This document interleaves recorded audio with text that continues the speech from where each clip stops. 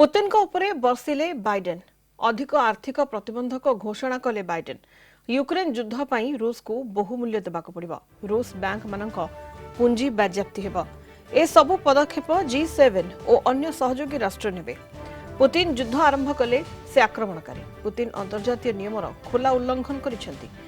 Putin रूस साम्राज्य पुणी प्रतिष्ठा करने चाहते। यूक्रेन युद्ध लड़ाकू अमेरिका सेना जीव नहीं, किंतु नाटो सदस्य देशों सुरक्षा पई आमे सबु पदक्षेप नेबु। नाटोर सबु 30 देशों भितर एकता बढ़ी। आज नाटो सदस्य देशों बैठक बसिबो। अमेरिका नाटो देशों सुरक्षा पे अधिक सैन्य मुतयन करिबो बोली कहिसेंती अमेरिका राष्ट्रपति Joe Biden.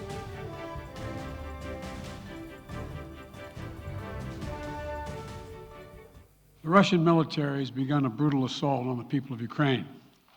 Without provocation, without justification, without necessity, this is a premeditated attack.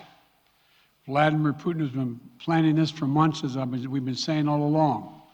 He moved more than 175,000 troops, military equipment, and positions along the Ukrainian border. He moved blood supplies into position and built a field hospital, which tells you all you need to know about his intentions all along. He rejected every good faith effort the United States and our allies and partners made to address our mutual security concerns through dialogue to avoid needless conflict and avert human suffering. For weeks, we have been warning that this would happen.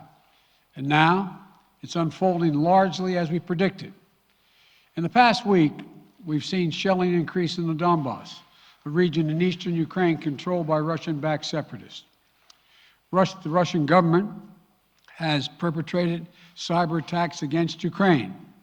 We saw a staged political theater in Moscow, outlandish and baseless claims that Ukraine was about to invade and launch a war against Russia, that Ukraine was prepared to use chemical weapons, that Ukraine committed a genocide. Without any evidence, we saw a flagrant violation of international law in attempting to unilaterally create two new so-called republics on sovereign Ukrainian territory. And at the very moment that the United Nations Security Council was meeting to stand up for Ukraine's sovereignty, to stave off invasion, Putin declared his war. Within moments, missile strikes began to fall on historic cities across Ukraine. Then came the air raids, followed by tanks and troops rolling in. We've been transparent with the world.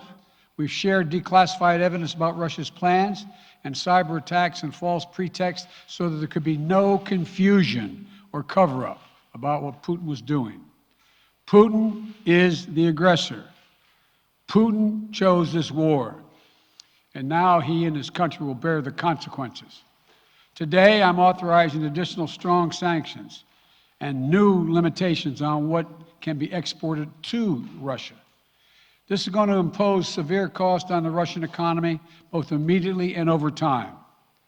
We have purposely designed these sanctions to maximize the long-term impact on Russia and to minimize the impact on the United States and our allies. And I want to be clear, the United States is not doing this alone. For months, we've been building a coalition of partners representing well more than half the global economy.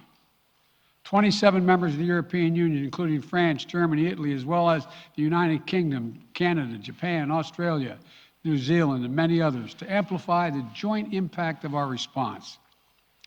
I just spoke with the G7 leaders this morning, and we're in full and total agreement. We will limit Russia's ability to do business in dollars, euros, pounds, and yen to be part of the global economy. We'll limit their ability to do that. We're going to stunt the ability to finance and grow the Russian military. We're going to impose and we're going to impair their ability to compete in high-tech 21st century economy. We've already seen the impact of our actions on Russia's currency and the ruble, which early today hit its weakest level ever in history. The Russia stock market plunged today. The Russian government borrowing rate spiked by over 15%.